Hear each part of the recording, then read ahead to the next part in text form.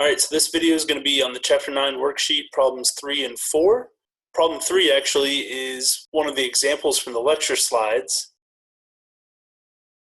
Same as this problem here. But I wrote out the instructions and the general process for how you do it in a few more words. Check out the video of the examples that's on YouTube already. So I'll give a quick recap before we get into problem number 4. So this problem, we are given our element that represents our state of stress at point A due to these loadings. We didn't have to do any of the combined loading. We were just given the state of stress to start out. So we digest what that is in terms of sigma x, sigma y, and tau xy. And then to draw our Mohr circle, we need to establish our center and then our point of reference on the circle. So the center is always at your sigma average, which gives you -6 KSI. And then our reference point, we prefer to use our x-axis and go from there. So your reference point is going to be at sigma x comma tau xy. So you know your center, you know a point on your circle, you can draw your circle. So your center point's here. Here's your reference point at -12 comma -6. Since you know your center and a point on the circle, you can find your radius by Pythagorean theorem. Then you can go ahead and, what I usually do when drawing these by hand is mark where the principal stresses are going to be, because all we need to know is that center and the radius to find those, because our first principal stress, our maximum, is going to be that average point plus our radius. That takes us to sigma 1. And then our second principal stress is going to be that average minus the radius. So that takes us to sigma 2. So those are 2 more points on our circle. And this one, I didn't have a decent compass on hand here in quarantine. So I just kind of freehand sketched it to make a circle. And then we know that our max in plane shear, which they didn't ask for in this problem, but you can always find it because it's just going to be your radius. It's going to be down here. And so we can calculate our sigma 1 and sigma 2, as I said. You get these values. And then you can find your angles by just doing inverse tangent here. We'll give you 2 theta p2. Get 45 degrees. So then theta p2, which is the rotation on the element, is going to be half of that, so 22.5 degrees. If you know one of your angles to one of your principal stresses, you can just find the other by adding or subtracting 90 degrees, because that takes you around to your adjacent faces, either positive or negative. You're going to get the same normal stress on both of those adjacent faces. Right, so that's the general procedure for Mohr circle and for finding your principal stresses with Mohr circle. You can do it like that every time. All right, now for number 4, we have a full combined loading problem, plus we want to find the max in-plane shear stress and the principal stresses developed at point A on our cross-section at this point. So again, we want to find our tau max in plane, and then our principal stress is sigma 1 and sigma 2 at point A on the cross-section shown. We're given a 3D rigid body. It has a square cross-section. We're given the coordinate axes, so that's often helpful for our stress transformation. And then the only load we have is this 60-pound force applied in the x direction at the top of the post. Okay, and then we do know it's fixed here at the bottom, free at the top, which means we can just cut through here and analyze the top section to find our reactions. Or you could find your reactions at the bottom and then find them again here, but that's a little extra work. And if we want to look on the opposite face of the cross-section, the forces and moments are just going to be going in the opposite direction. Because they're internal forces, they have to cancel each other out. So that can be a helpful thing for visualizing how your force is actually causing stress on your body like this, instead of looking at the reactions like over here. But that's totally up to you, how you want to do it.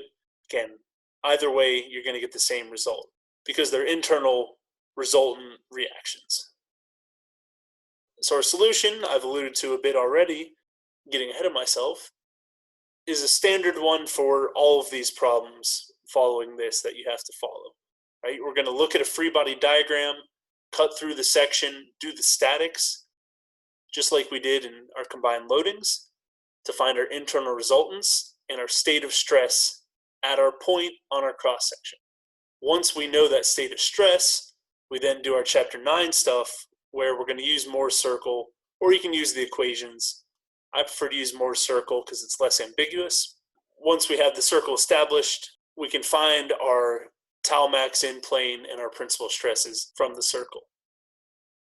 Okay, so this problem is basically just another combined loading problem with a few more steps beyond that to find what your max shear and your max normal stresses are at that point. So our free body diagram looks like this. Again, we cut through the free end. There's 18 inches from where the force is applied down to our cross section where we make our cut. And we know that this force is going to cause a shear in the x direction. So we have this shear reaction force Vx opposing it, because the sum of our forces in the x direction has to equal 0. That's going to be 60 pounds. We also know this force is going to cause a bending moment about the y-axis because it has this z moment arm. The force is in the x direction with a z moment arm. We're bending about the y-axis. And that force is going to cause a rotation around like this, which means our my on that cross-section has to be opposing that, so it's going to be going clockwise. These double arrows, put your thumb in the direction of the double arrow, curl your fingers, that's going to be the direction of the reaction moment. And it's going to have a magnitude of the force times that z distance, so 1,080 pound-inches.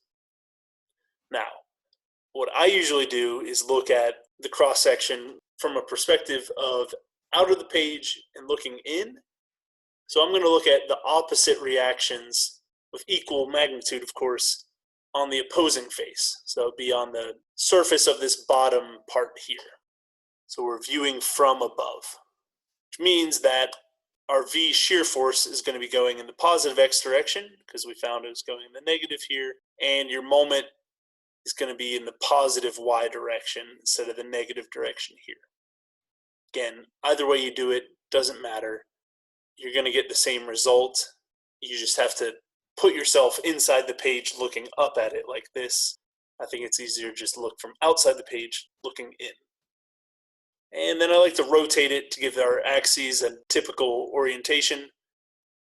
So the x-axis now is going to the left, so our shear force is there. And we can look at our transverse shear that's going to be caused by that shear force here. Our neutral axis is this y-axis. And since A is 1 inch off from that side here in the x direction, this is going to be our A prime that we use in our transverse shear formula. Okay, we can also say that since we're bending in this direction, it's going to be causing rotation from this side over to A. A is going to be in compression due to that moment. So that accounts for this negative sign here. And for our flexure formula now, because we're bending about the y-axis, we're going to use our x distance away from that y-axis. Our moment of inertia is about the y-axis as well. Since it's a square, it doesn't matter whether you did it about the y-axis or the x-axis. But the neutral axis that you should look at in more complicated problems is always the one that your moment is bending about. So our normal stress at A, again, is our moment about the y-axis times that x distance divided by our moment of inertia, 1/12 bh cubed, and you get a negative 80 psi for our normal stress at A. And the normal stress on that cross-section is going to be in the z direction, because we cut through the axis coming out of that face here or out of the face here is the z-axis. So that's going to be a normal stress in the z direction. All right, now again to our transverse shear. Our force V was the 60 pounds. And then our Q talked about what A prime is, and that's the area away from your neutral axis from your point of concern. So 1 inch away from the edge. So we have this 1 inch by 3 inch A prime area. That's this 1 inch by 3 inch. I drew it again here, outlined it a little better.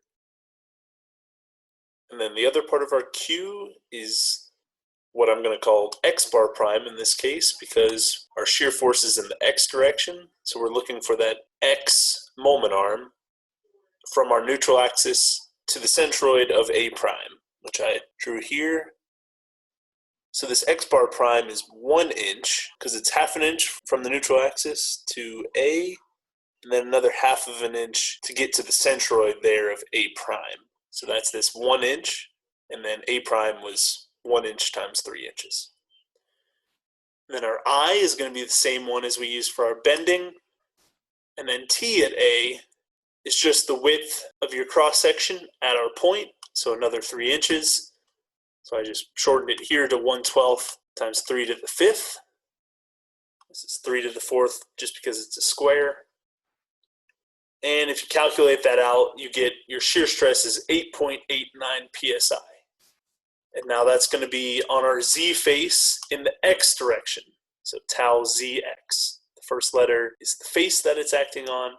The second letter is the direction it's acting in. So now we know our combined loading. We have a normal stress, compressive, 80 psi, and we have a shear stress of 8.89 psi.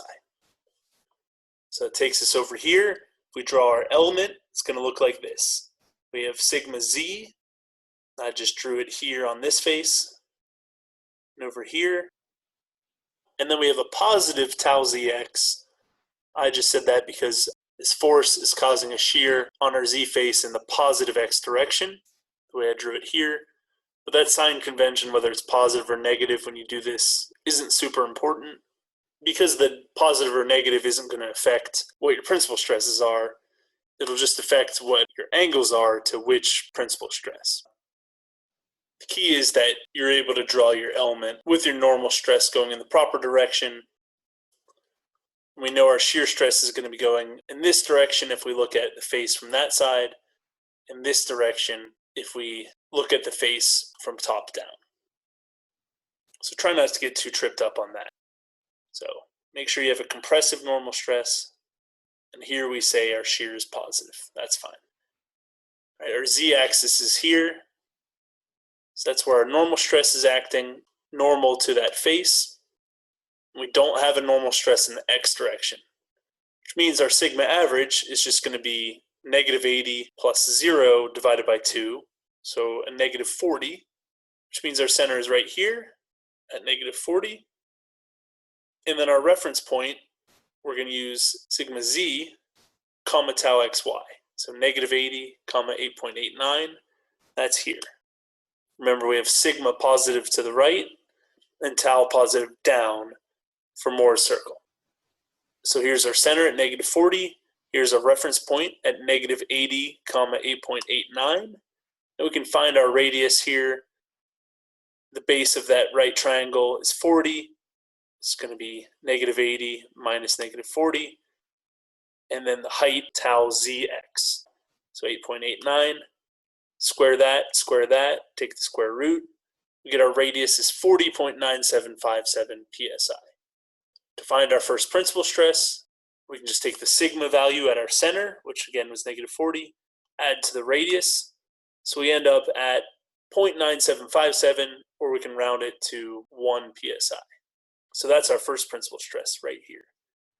Our second principal stress is sigma 2. That's going to be our sigma at our center minus our radius. So it's going to take us down to negative 80.9757, or we can just round it to negative 81 psi. And then our max in-plane shear is just going to be our radius, so we can round that to 41 psi. And that's all there is to it. So the chapter 9 part, after you do a few of these more circle problems, hopefully isn't too bad. But if combined loading is still tripping you up, keep practicing. There's plenty of example problems to look at and end of section problems that I've assigned in the past. So keep looking at those. And if you can handle those, then all of the previous chapters, of course, that are required to be able to do combined loading will become that much more ingrained in your heads for the final exam, which I know is the goal. All right, so I'll see you at the next worksheet problem, or go on ahead to the last set of lecture slides, 9D, on 3D Mohr circle.